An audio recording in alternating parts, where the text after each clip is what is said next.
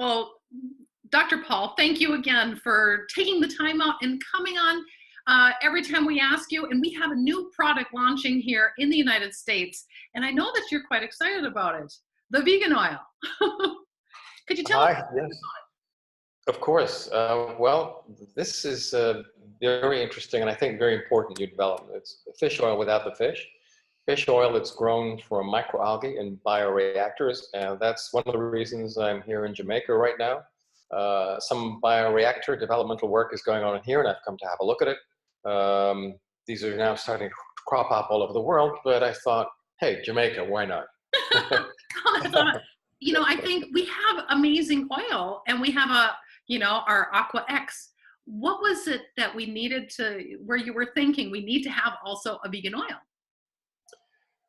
There's really a couple of major drivers to this, and one is you've got very significant numbers of people who have ethical or moral or intellectual reasons for not wanting to eat living organisms. They don't want to eat fish, or don't want to take fish oil.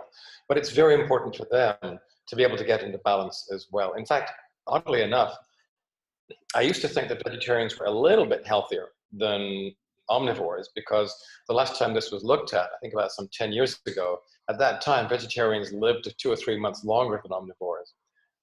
The situation has changed.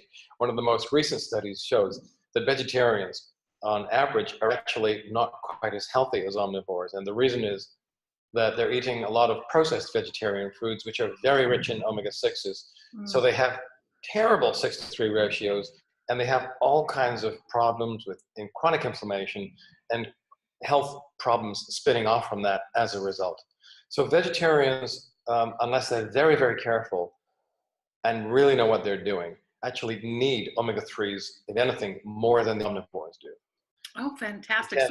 So it's a need of vegetarians, but how do Yes. you also see the vegan oil for the future of the world? Is it something, even if we're not vegan or vegetarian, should we be taking the vegan oil? To be honest, there's a good case for saying that we should all be taking the vegan oil. Now, at the moment, it's pie in the sky, because the bioreactor industry is still in its early stages. Vegan oil that's being produced in this way without fish is a little more expensive.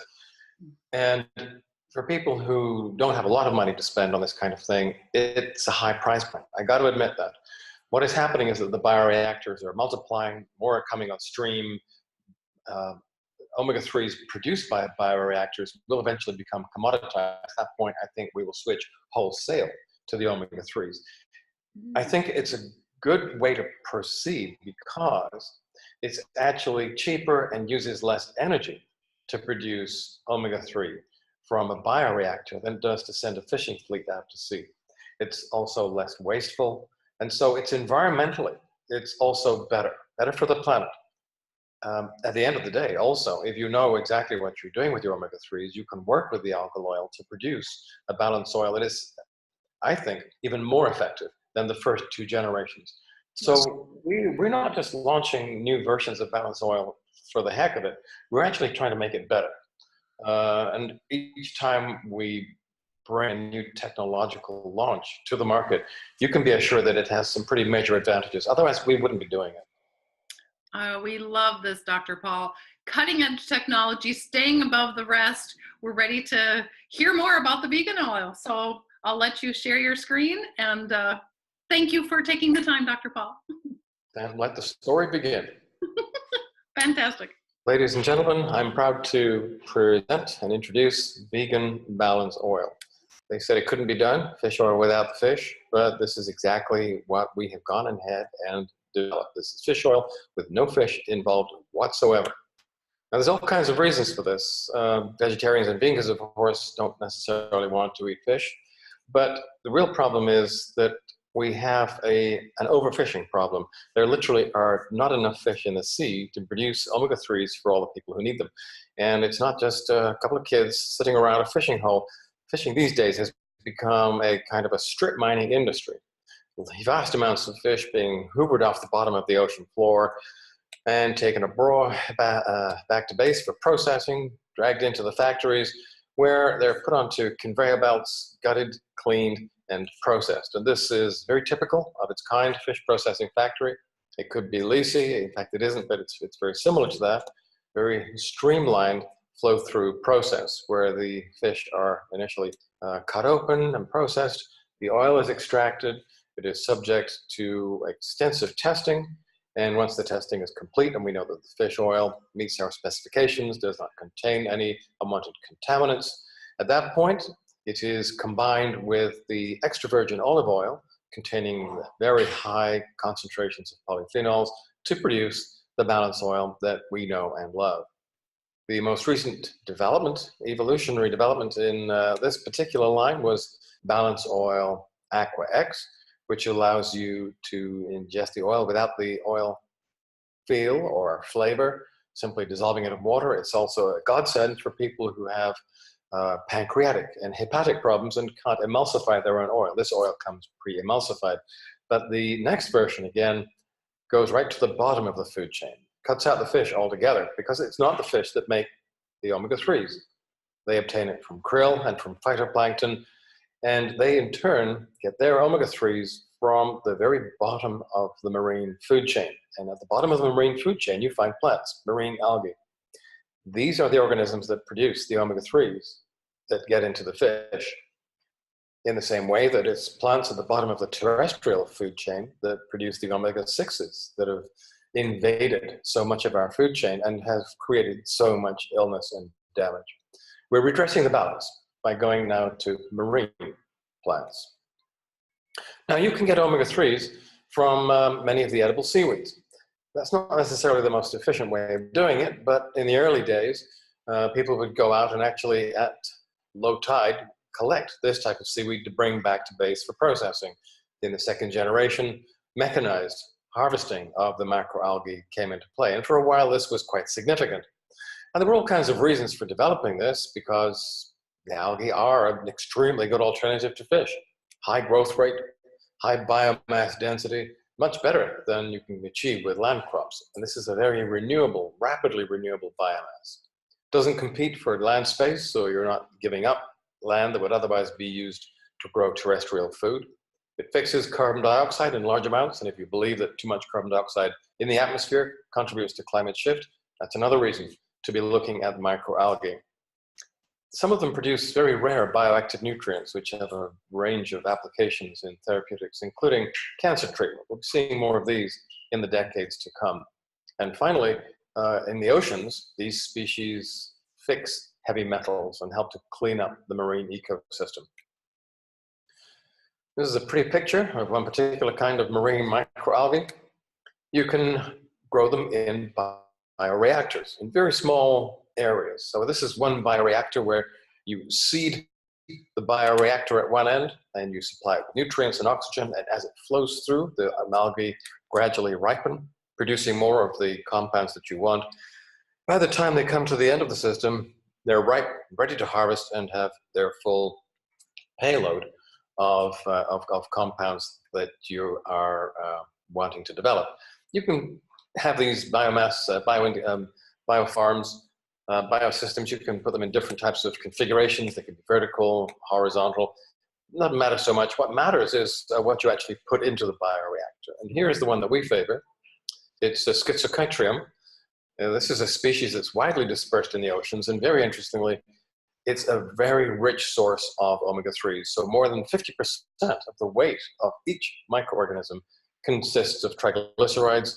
37% of that is DHA, and best of all, it has recently received EU novel food status. So you can use this as your source of omega-3s without any regulatory difficulties whatsoever to produce very high-grade omega-3s, to which we add the olive oil to produce vegan balance oil.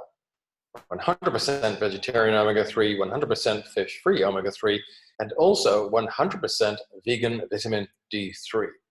So for 5 mils of vegan balance oil, just a little under half of that is algal oil, giving you 1604 milligrams of omega-3 fatty acids, 438 of EPA, 721 of DHA, and then there's a slug of oleic acid, which of course is coming in from the olive oil. It's a 45%, breaking it down further, of algal oil, 35% of virgin olive oil, 20% of Echium oil. And that's not very familiar, I think, to many of you, so I'll come back to that in a minute. Mixed tocopherols, which are there to act as a stabilizer while it's during processing and storage, and vegan vitamin D. Very important because, well, vitamin D has multiple roles in the body, and the evidence for widespread depletion and deficiency in vitamin D is overwhelming. We know that the benefits of including this are absolutely huge. Where does vitamin D come from? It comes from lichen. Lichen is a very complex colony of microorganisms containing at least two, cyanobacterium and a mold. They coexist, they're dependent on each other, and they work together to produce very high grade, very pure, very high quality vitamin D3, which is the form that you want. And again, this has recently received EU novel foods approval. And then there's the echium oil. Echium oil comes from this particular plant, Echium vulgare, otherwise known as purple viper bugloss. We used to think that this was a weed and it would typically be cleared away from arable land until it was found that its seeds contained an oil which had some very interesting characteristics. 11 to 15% of that is SDA, stearidonic acid, which is an excellent precursor for EPA and DHA in the body, but more importantly, it has anti-inflammatory effects of its own, which are different to those of EPA and DHA, because it suppresses the release and metabolism of arachidonic acid. So you're adding a new anti-inflammatory mechanism to the balance oil here. And echium oil also contains 10 to 13% gamma-linolenic acid. Now, that's another additional anti-inflammatory compound because although it is an omega-6 technically, but it's one of the relatively few omega-6s that is anti-inflammatory in a whole new, different, and complementary way. So here we've got all the anti-inflammatory benefits of the well-known omega-3s, DHA and EPA. We've got the polyphenols, but we've also got SDA, which is an additional anti-inflammatory component. We've got the GLA, which is adding yet another anti-inflammatory component, and that makes the vegan balance oil, in my belief, the most sophisticated, the most advanced, and I think the most potent anti-inflammatory oils in the entire balance family. So, for those of you who believe that meat is murder, and I know that there are many of you, I don't necessarily share your belief. I believe that we are actually omnivores, and there's all kinds of evidence that, in fact, we were designed to be omnivores. But if you wish to retain your inner peace, if it's important for you not to have any involvement at all in the taking of the lives of other sentient organisms, then this is a way to achieve balance and maintain the moral high ground and achieve better health all in one. This is, I think, the most interesting, the most advanced, the most highly evolved product in the entire balance oil family.